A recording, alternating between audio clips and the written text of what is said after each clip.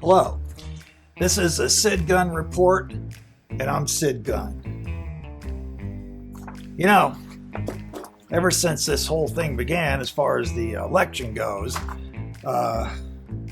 President Donald J. Trump,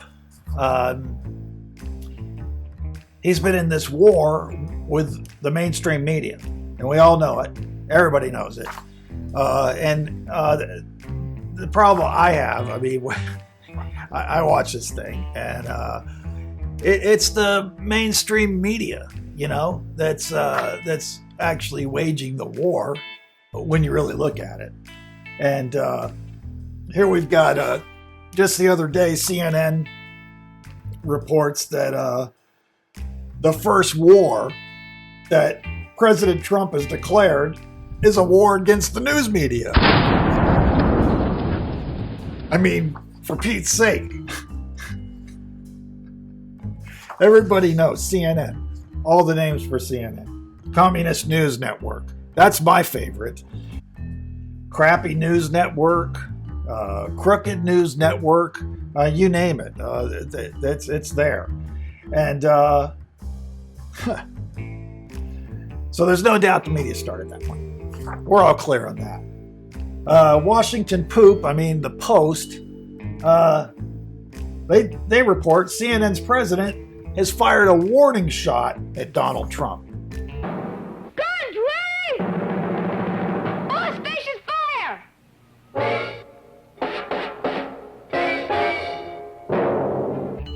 A warning shot. Can you believe it? This is Jeff Zucker, okay? He's on the warpath. And he says, and this is a quote, "One of the things I think this administration hasn't figured out yet is that there's only one television network that is seen in Beijing. Moscow, Seoul, Tokyo, Pyongyang, Baghdad, Tehran, and Damascus." Well, a lot of those countries, you can't even fly here anymore.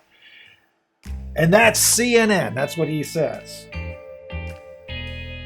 The perception of Donald Trump in capitals around the world is shaped in many ways by CNN. Continuing to have an adversarial relationship with the network is a mistake. Sounds like a threat to me. It's funny because I from what I understand is that they know each other.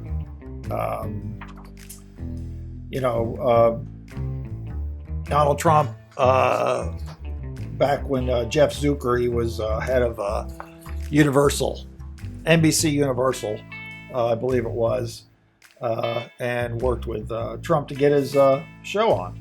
So, who knows? This is just, this kind of fodder that goes on to control the minds of the American people. I do respect Trump that he's taken a stand, and the big thing is, Trump's not afraid to fire back, and that's what I like about the man. He didn't.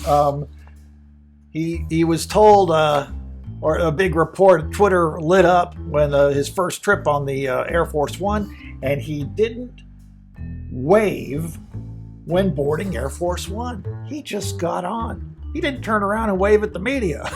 Let's pause for just 1 second. This is a big moment. As President Trump boards Air Force One for the very first time to take his first trip on his new plane.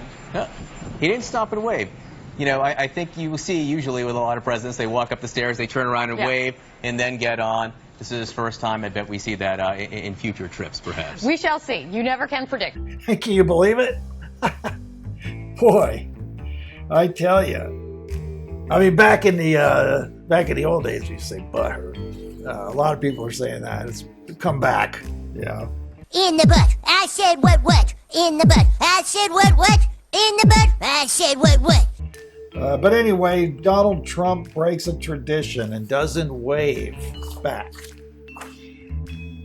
And the Hill, verdict's still out with me on that one. Trump on the New York Times. He shot out at the New York Times.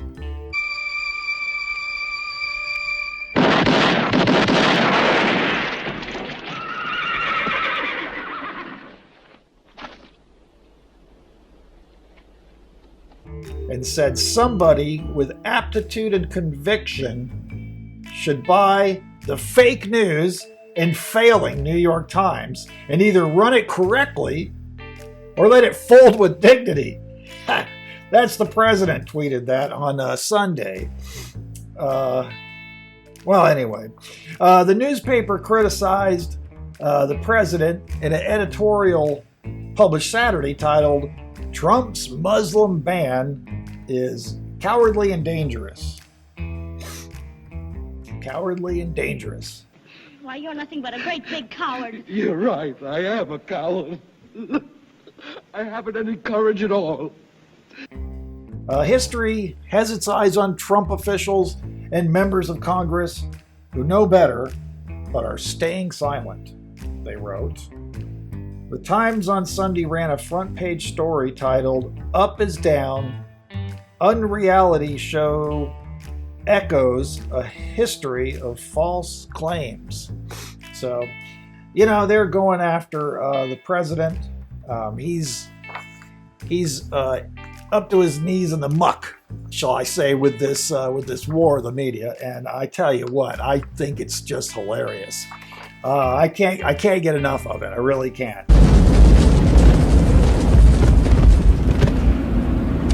Smell that? You smell that? Napalm, son. Nothing else in the world smells like that.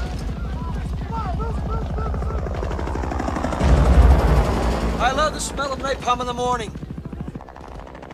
It smells like victory.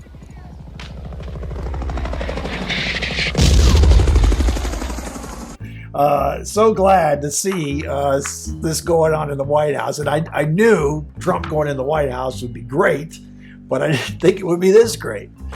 So anyway, on Saturday, Trump similarly hit the Times saying the newspaper had been wrong about him from the beginning. Said I would lose the primaries, then the general election, Trump tweeted, referring to the Times again as fake news. So, I tell you what, this is a major storm going on here.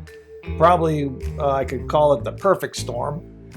And as far as a media war against this, well, people are saying it's flailing. I just keep noticing CNN's sets are shrinking smaller and smaller. I mean, I thought I had a small studio. This is my ant farm. Now, ants are amazing. They can carry 50 times their own weight, and they work for weeks and weeks building these intricate little tunnels. And oh yeah, they hate it when you do this. Oh, look! They're really mad now.